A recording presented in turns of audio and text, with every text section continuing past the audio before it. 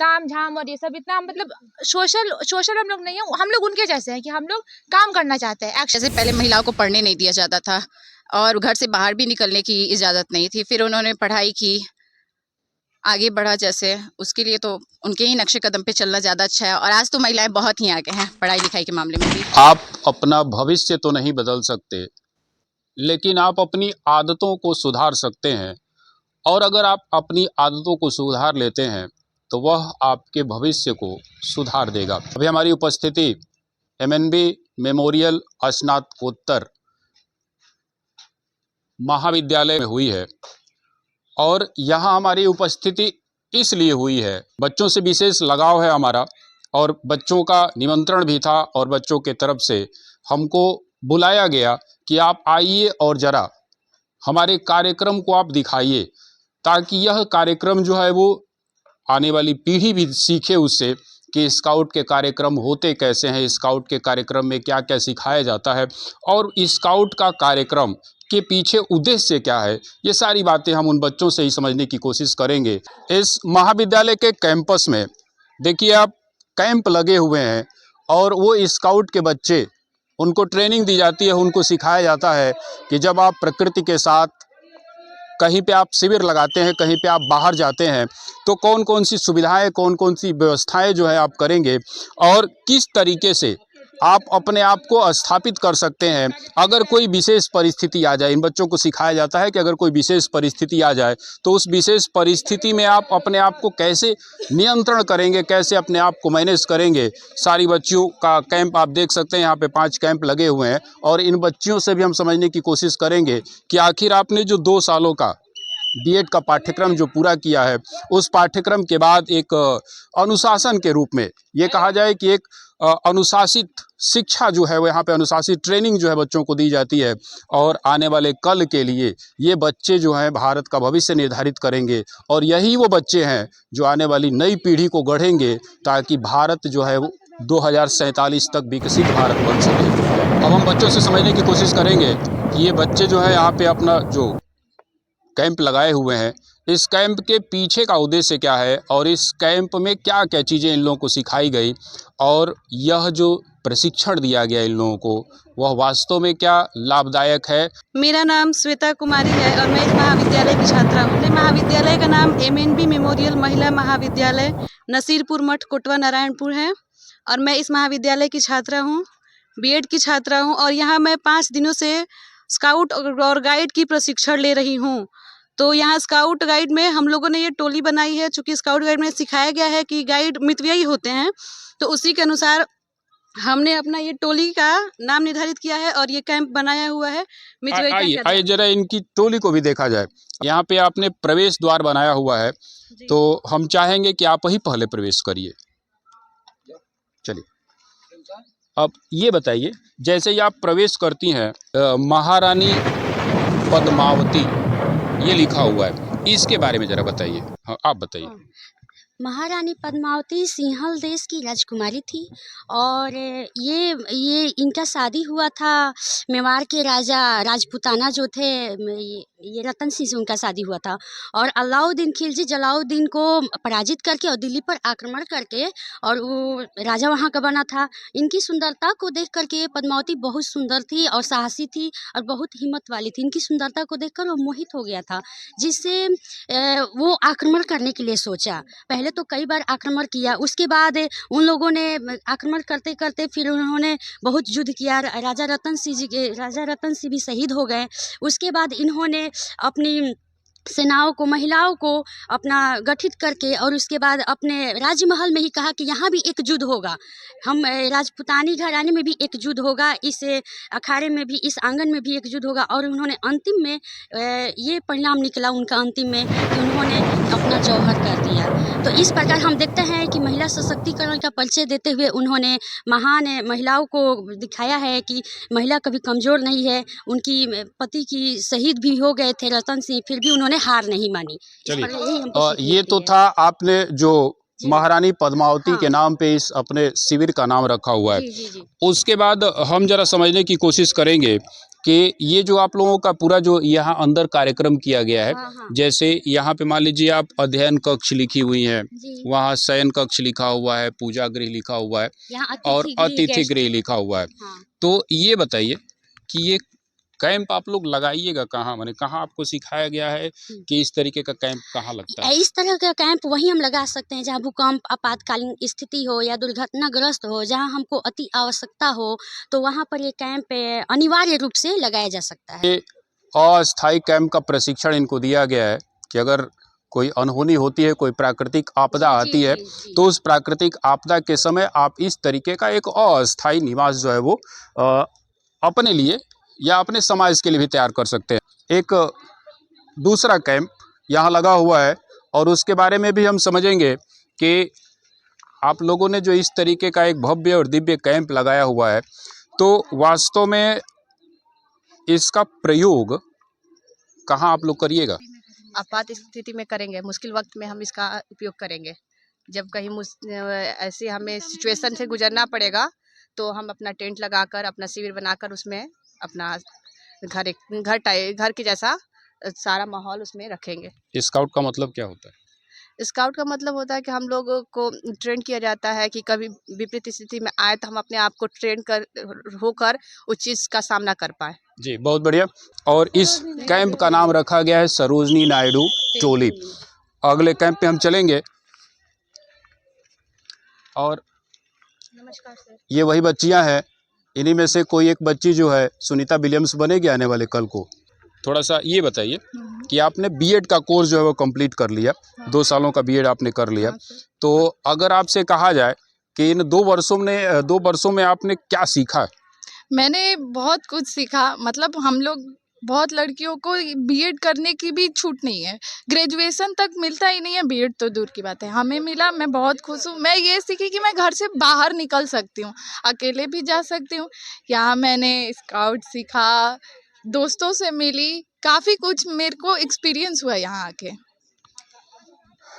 APJ Abdul Kalam जी ने एक बात कही थी कि वास्तव में सच्चा छात्र वो है जो अपने अध्यापक से पूछता है। जब आप अपने बच्चों के साथ जाइएगा, ईश्वर करे हमारे तरफ से आपको शुभकामनाएं हैं कि जब आप सेलेक्ट होइएगा एज ए अध्यापक, तो वहाँ पे जब बच्चे आपसे क्वेश्चन पूछेंगे तो आप झल्लाइएगा तो नहीं ना? नहीं, बिल्कुल नहीं, झलाऊंगी क्यों? हमारा काम है। हाँ, बच्चे सवाल ये वही बच्चे हैं जो आने वाले कल को भारत का भविष्य निर्धारित करेंगे।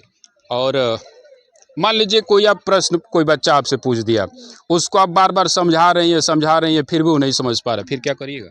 नहीं, हम पहले तो प्यार से समझाएंगे, फिर अपना चेंज करेंगे तरीका। जैसे बताएं कि उन लोगों को समझ में आए, वो प्यार से सीखे। ये नहीं कि हम डांट फटका ये सब नहीं करेंगे, बट प्यार से समझाएंगे। ये टोली का नाम जरा आप दिखाइए, सावित्रीबाई फूले। तो सबसे पहले तो हम सावित्रीबाई फूले जी के ही बारे में समझने की कोशिश करेंगे। कौन थी? First teacher of the India, और वो बहुत रिफॉर्मर भी थी, टीचर भी थी। उन लोग की वजह से, मतलब जैसे आज लड़कियां जो टीचर में हम लोग देखते हैं कि लड़कियां ही ज़्यादा टीचर्स में होती हैं, तो उनके वजह से वो स्टार्ट की थी कि लड़कियां भी शिक्षक बन सकती हैं। उनकी 9 साल में शादी हो गई थी, फिर भी उनके हस्बैंड बहुत सपोर्टिव थे, उनको स्टार्टिंग में पढ़ना लिखना वही सिखाए थे। उसके बाद वो आगे चल के सोसाइटी में अलग अलग जगह स्कूल का, जैसे हम लोग के सोसाइटी में सिर्फ लड़कों के लिए स्कूल था, पर लेकिन उनके वजह से लड़कियों के लिए भी स्कूल आया। और पढ़ाई के बाद लड़कियां क्या की हम लोग सबको दिख रहा है। तो एक तरीके से देखा जाए कि उनको कहा भी जाता है कि she was the first teacher of India. और तेलंगाना में उनको बहुत रेवर किया जाता है, बहुत उनका रिस्पेक्ट है। तो वहाँ पे 3 नवंबर को teachers day, national teachers day उनके याद में मनाया जाता है। वास्तव में ये बात हमारे दर्शकों के लिए एक महत्वपूर्ण जानकारी होगी। सावित्रीबाई फूले के बारे में आपने बहुत अच्छे से समझाया। थोड़ा सा आपके कैंप के बारे में हम समझने की कोशिश करेंगे कि जब आप कैंप में प्रवेश द्वार बनाती हैं, तो प्रवेश द्वार यहाँ होना चाहिए, वहाँ यहाँ पे होना चाहिए सर, थोड़ा डिस्टेंस रहना चाहिए ना। अब कोई सीधे दरवाजा का गेट खोलेगा घर का और सीधे रोड पे नहीं आएगा ना। और हम लोग बाग बगीचा भी लगा सकते हैं। और जैसे हम लोग की टोली की नाम है सावित्रीबाई फुले, तो उनको नेचर से बहुत प्यार था और वो बहुत सादा, मतलब सिंपल थिंकिंग और हाई लिविंग में रहती थी। इसलिए हम लोग की देखिए, हम लोग की टोली बहुत सिंपल और साधारण है। हम लोग विचार बदलने में वो रखते हैं, विश्वास रखते हैं।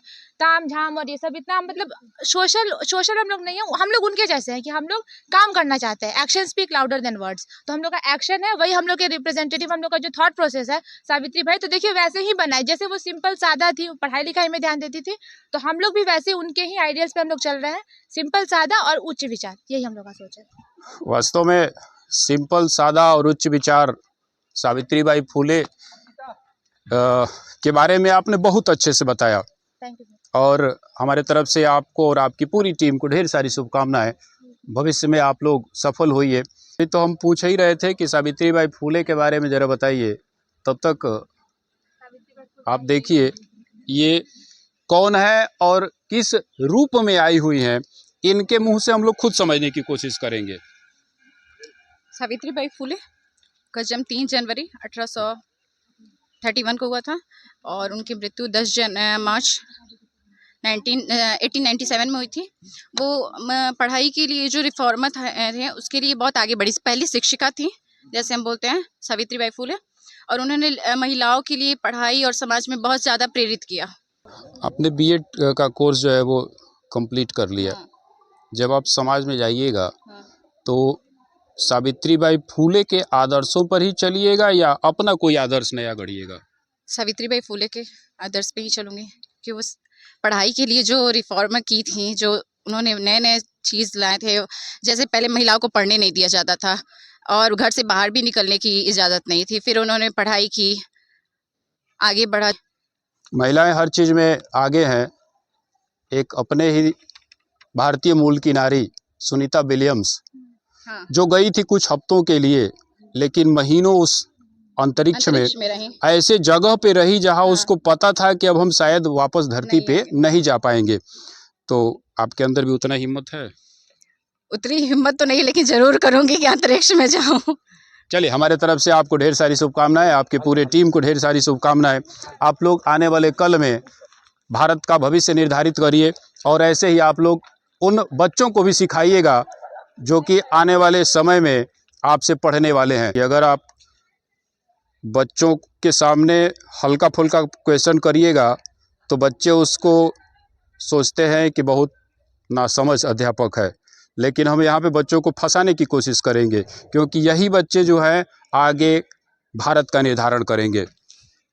ये बताइए, जैसे ही आप लोग प्रवेश द्वार से प्रवेश करती हैं तो ठीक ये सामने एक ये क्या है? वेलकम के लिए नहीं, इनको बोलने दीजिए। रंगोली। ये जो रखा हुआ है सामने स्टैंड टाइप का, इसको क्या कहा जाता है? क्या स्टैंड? ये डेकोरेशन का सामान। नहीं, ये हम चाहेंगे कि ये देखिए, जैसे ही आप प्रवेश द्वार से प्रवेश करते हैं तो ये जो रखा हुआ है इसका नाम बताइए जरा। नहीं, आप बताइएगा। कैंडल सेट ही बोलते हैं इसे तो। इसको कैंडल सेट बोलते हैं। हाँ। फिर उसमें दिया भी लगा हुआ है। हाँ, दिया भी। तो उसमें तेल भी डालिएगा। हाँ। वह ये बच्चे हैं जो आने वाले कल के समय उन नटखट बच्चों का भी सामना आपको करना पड़ेगा। ये जरा बताइए, ये आपका अतिथि कक्ष है और वो अध्ययन कक्ष है, और ये सोच आप लोगों के मन में कैसे आया कि यहाँ पे अध्ययन कक्ष बनाया जाए, वहाँ शयन कक्ष? ये विचार कहाँ से आया कि जैसे आप लोग ग्रुप में कई लोग हैं? 6 लोग हैं। तो 6 लोगों ने कहीं डिसीजन किया होगा ना कि यहाँ अध्ययन कक्ष बनाते हैं या शयन कक्ष बनाते हैं। ये विचार कहाँ से आया? सर, ये विचार आया जैसा कि सर हम लोग को गाइड कर रहे हैं इन सब चीज़ों के लिए कि कैसे कैंप बनाना है, कैसे जो जितना अरेंजमेंट करना है वो सर हम लोग को गाइड कर करके बताते रहते हैं। और वो भी करना है कि वास्तुशास्त्र के अनुसार, दिशा के अनुसार कि कैसे हमारा हिंदू धर्म जो है वो बहुत वास्तुशास्त्र को थोड़ा ज़्यादा ही मानता है। तो इसके अकॉर्डिंग कि क्या कहाँ पे रहना चाहिए, उसके अकॉर्डिंग हम लोग अपना देख के जहाँ तक हम लोग समझ पाए हैं उसके अकॉर्डिंग हम लोग जितना अरेंजमेंट कर पाए उतना किए हैं। आप लोगों ने जो अभी कोर्स पूरा किया है तो नहीं, बीएड वाला, उस कोर्स के बारे में बताइए कि जो 2 सालों में आप लोग अध्ययन की होंगी, तो उसका समाज में आप लोग उपयोग कैसे करिएगा? सर हम लोग समाज में यूज करेंगे बच्चों को पढ़ाने के लिए। बीएड के दौरान हम लोग माइक्रो टीचिंग भी किए हैं। बच्चों के बीच में जाने का हमें मौका मिला है और हम लोग को बीएड करने से ही पता चला कि बच्चों को कैसे मैनेज करना है, डिसिप्लिन कैसे रखना है, क्लास को कैसे मैनेज करना है, किस तरह से हम लोग पढ़ा सकते हैं। छोटे छोटे बच्चों में जा करके हम लोग पढ़ाने का कोशिश किए हैं।